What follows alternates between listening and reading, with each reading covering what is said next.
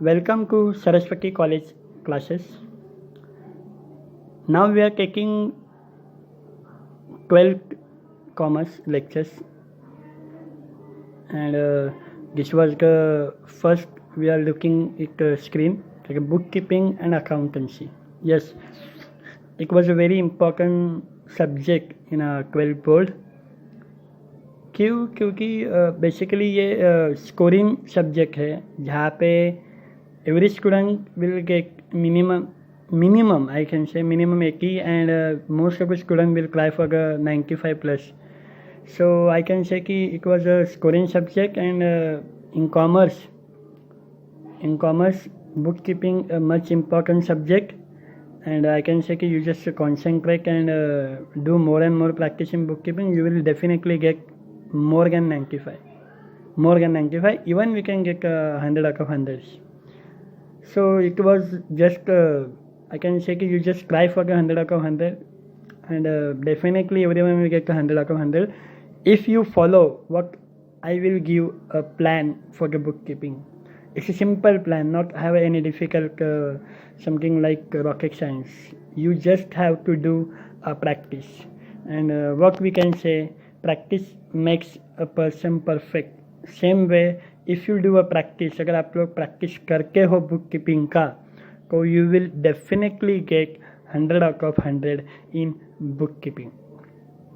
तो चलो बच्चों, अभी हम लोग देखते हैं कि बुक कीपिंग एंड अकाउंटेंसी ये जो अपना सब्जेक्ट है 12 का, तो न्यू सिलेबस में यहाँ पे हम लोग को कौन कौन से टॉपिक है.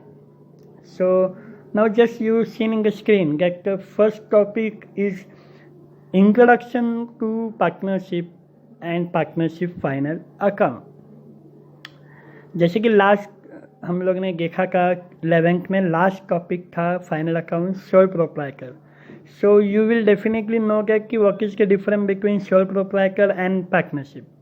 सो sole proprietor is a single person, partnership is 2 and more person, but final account is a final account. Okay, so यहाँ पे भी हम लोग को वही करना है. लाइक आपको final account, trading account, profit and loss account, balance sheet, adjustments and all, वही सब यहाँ पे आपको मिलेगा. लाइक द सेकेंड टॉपिक है आपका accounts of not for profit concern, जिसको हम लोग बोलते हैं NPO. NPO means non profit organisation. अभी नॉन प्रॉफिट ऑर्गेनाइजेशन कौन कौन सा है? Just like a trust, schools, कोई क्लब्स, ये सब आता है आपको नॉन प्रॉफिट ऑर्गेनाइजेशन में. सो फिर यहाँ पे किस तरीके से अकाउंटिंग मेंटेन किया जाएगा, ये हम लोग सेकेंड टॉपिक में देखेंगे. थर्ड टॉपिक है एडमिशन ऑफ पार्टनर्स. सो मैंने फाइनल अकाउंट देख लिया. अभी समझो मेरे यहाँ पे 2 पार्टनर है ऑलरेडी, और मुझे और एक पार्टनर को ऐड करना है. Say example, we have a partnership A and B, and we have to take C has another partner. So फिर उसको किस तरीके से ऐड करें, व्हाट इज गुडविल क्या होता है, उसको हम लोग डायरेक्टली ऐड करें क्या, वो कितना कैश लाना चाहिए, उसमें क्या क्या टर्म्स एंड कंडीशंस होगा, that will include third chapter that is admission of partner. The fourth chapter is requirement. अभी हम लोग 3 जन को है ही, A, B and C. Now B has decided कि नहीं बाबा मुझे नहीं करना है आपके साथ partnership, I have to retire, मुझे नहीं करना है, या फिर उसको छोड़ के जाना है, या फिर समहाउ ही ऐसे कि नहीं मुझे 4 साल ही करना था, अभी मुझे नहीं करना है, आप मुझे रिटायर करो, मुझे मेरा जो भी पैसा है आप मुझे वापस दे दो. तर मग हे कुठे होणार? Requirement of partners. इथे तुम्हाला त्या सगळ्या गोष्टी करायच्या आणि त्या सगळ्या गोष्टी तुम्हाला बघायच्या कुठे? फोर्थ टॉपिकमध्ये. आता मग फिफ्थ टॉपिक काय आहे? तो आहे तुमचा डेक ऑफ द पार्टनर. आता हे काय असतं? आता समजा एखादा माणसं 3 पार्टनर आहे A, B, C. त्यातलं समजा एची डेक झाली तर मग काय? मग त्याचा जो कोणी लिगल इयर आहे त्याला किती पैसे घ्यायचे, कसे घ्यायचे, कॅल्क्युलेशन काय, ते सगळं तुम्हाला फिफ्थ टॉपिकमध्ये बघायला भेटेल. नंतर 6th टॉपिक आहे डिजॉल्युशन. आत्तापर्यंत तुम्ही ॲडमिशन बघितलं कि नवीन आला का काय करायचं. Then you are saying requirement, किसी को हमने रिक्वायर करना है को क्या करना है. देन यू से डेट, अगर मेरे को किसी का डेट हो गया तो फिर क्या कंडीशन है. The next very interesting topic and very simple topic as per as my मतलब as per my experience. Dissolution of partnership firm, it was a very simple topic. Means it have some मतलब आपको just एक कुछ steps याद रखना है, 7 to 8 steps. यहाँ पे डिसोल्यूशन ऑफ पार्टनरशिप फर्म आप आराम से सॉल्व करोगे और you will gate 15 out of 15. बहुत सिंपल टॉपिक है. यहाँ पे क्या होता है कि आप तीनों पार्टनर ने डिसाइड किया कि हम लोग को पार्टनरशिप कंटिन्यू नहीं रखनी है, हम लोग को पार्टनरशिप कंटिन्यू नहीं रखनी है, तो क्या करोगे फिर? Dissolution of partnership firm. तो वो कैसे करेंगे ये हम लोग सीखेंगे 6 टॉपिक में. The next topic is bills of exchange. ये what is bills of exchange? Bills of exchange it is just in depend on the general inquiry. मतलब यहाँ पे क्या है कि फॉर एग्जांपल से कि आप जैसे बैंक में चेक देते हो, इसी टाइप से bill of exchange bank and you and bank, इसमें जो आपका एक्सचेंज होने वाला है उसके related they are having different 7 to 8 types. Bills receivable, bills payable, drawer, drawee, sale करने वाला, परचेस करने वाला. तो ये जब सब कंसेप्ट है बिल्स ऑफ एक्सचेंज, यहाँ पे अराउंड 34-35 इंक्रीज है, इफेक्ट्स है. उसको अगर आप बाहर कर लोगे तो you will gate 10 to 12 marks. क्योंकि ये जो टॉपिक है that is come for 10 to 12 marks, तो वो आपको मिल जाएगा. जस्ट यू हैव टू बाहर 34 to 35 adjustment increase. The next topic is company accounts, issue of shares. Yes, it is something like कि अगर आपको कंपनी फॉर्म करनी है, लिस्टेड कंपनी, तो आप कुछ शेयर्स इशू करोगे. तो फिर शेअर्स इशू करना मीन्स वर्क की आप लोग पब्लिक से पैसा लोगे. मतलब पब्लिककडून आपल्याला पैसे येणार. मग ते कसे येणार? By through of shares. मग शेअर्स कसे इशू करायचे, वो आप कैसे इशू करोगे, वो क्या कंडीशन होगा, कितना शेयर्स इशू कर सकते हो, मिनिमम कितना कर सकते हो, क्या टर्म्स एंड कंडीशन है, क्या लॉ है, ये सब हम लोग यहाँ पे देखेंगे कंपनी अकाउंट्स में. यहाँ पे majorly you have calculate the number of shares which we have to issued and general increase, वहाँ पे आपको फोकस करना है. The next 2 topics 9 and 10 is just depend on the theory topics. It's are theory topics. Analysis of financial statement. Financial statement को किस तरीके से analysis करना है यहाँ पे हम लोग देखेंगे. And the last topic is computer in accounting. It is based on the theory. तो समाउ जैसे मैंने आपको बताया कि जैसे ये सब अपने 1 to ऐसे एक मतलब 1st to 10 ये अपने हैं टॉपिक्स जो हम लोग को 12th में कवर करना है. And the most important again मैं जस्ट एक रिव्यू कर रहा हूँ कि first topic will come up for 15 marks compulsory.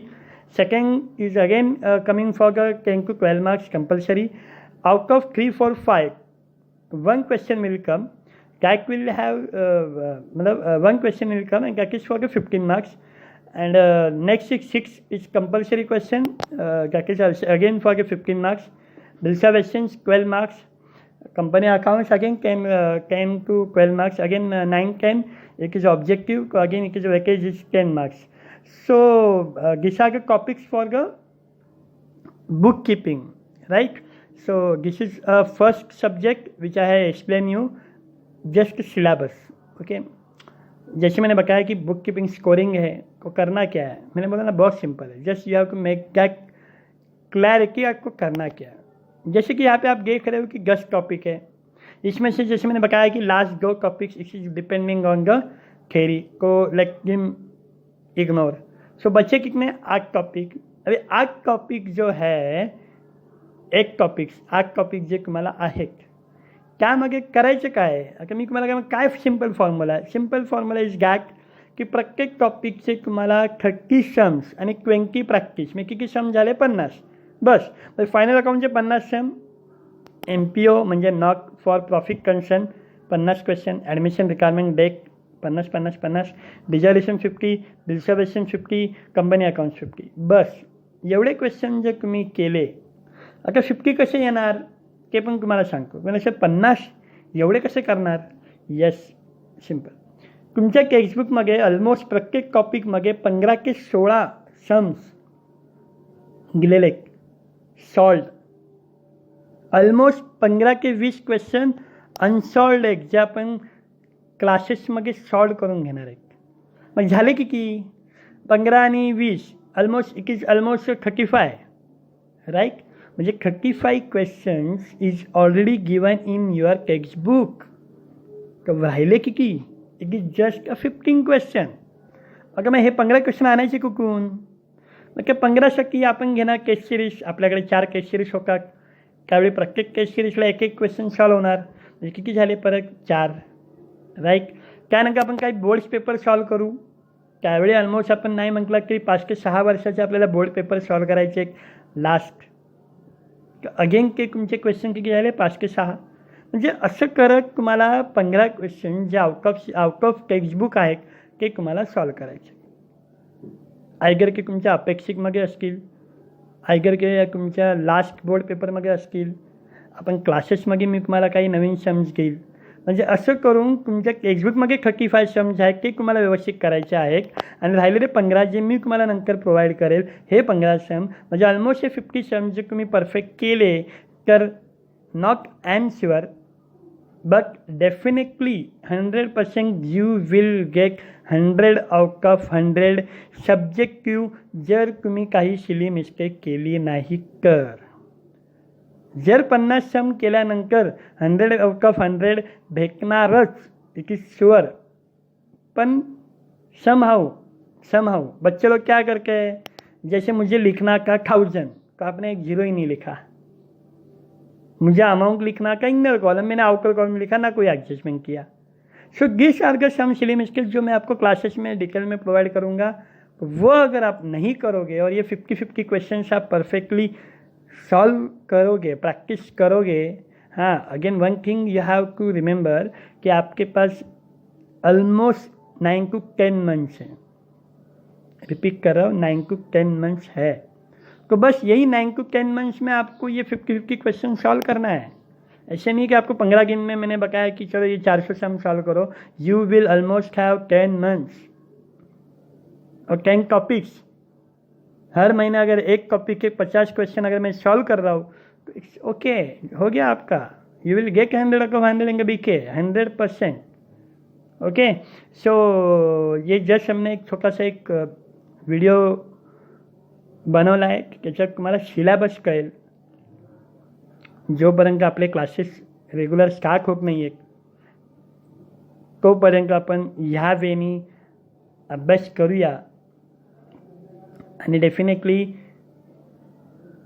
Classes चालू झाल्यावर मी हे सगळं तुम्हाला परत एक्सप्लेन करेल, परत तुम्हाला सांगेल, परत आपण रिव्हिजन घेऊ. त्यावेळी डेफिनेटली डबल तुमचे क्लासेसचे टायमिंग थोडे वाढलेले असतील. म्हणजे 2 वेळा तुम्हाला क्लासेसला यावं लागेल. आणि आपल्याला जेणेकरून आपल्याला बोर्डसाठी जेवढी प्रॅक्टिस गरजेची आहे तेवढी आपल्याला करावी लागेल. आणि की मी तुमच्याकडून 100% करून घेईल. पण आत्ता जो आहे आपल्याकडे 15 ते 20 दिवस, त्यावेळी आपण अशा वेळी जाऊया जेणेकरून तुम्हाला काय सिलेबस आहे, कसे क्वेश्चन्स असतात, काय असतात ते तुम्हाला कळेल. ठीक आहे. तो students thank you very much. Next व्हिडिओसाठी मी डेफिनेटली लवकरच तुम्हाला नेक्स्ट व्हिडिओ घेईल. Okay. Thank you very much. Thank you.